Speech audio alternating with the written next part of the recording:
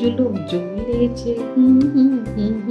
સમજી જ ગયા છો ને કે આજે કયા ટોપિક પર વાત થવાની છે? બિલકુલ સાચી વાત, હિંડોળા ઉપર. આપણે રોજ હમણાં હિંડોળાના દર્શન કરીએ છીએ અને જ્યારે આપણે દર્શન કરીએ ત્યારે પહેલી વખત આપણે પૂરું એને નિહારીએ છીએ. એના પછી આપણી આંખો ઓટોમેટિક મીચાઈ જાય છે અને એના સાથે સાથે આપણા અંદર પ્રેમના, મીઠાશના, નમ્રતાના અને વિશ્વાસના ભાવ આવવા માંડે છે. અને એ જ ભાવના સાથે સાથે આપણે પૂરા પ્રસન્ન ચિત્ત થઈ જાય છે અને આપણી પોઝિટિવિટી એકદમ વધી જાય છે અને નેગેટિવિટી એકદમ ડાઉન થાય છે. કોઈ થોડીક વાર માટે પણ એ પોઝ જે આવે છે ને એ આપણા લાઈફમાં આગળ આપણે એ નેગેટિવ વસ્તુને કે નેગેટિવ પરિસ્થિતિને જોવાનો આપણો થોડો નજરિયો બદલાવી દે છે.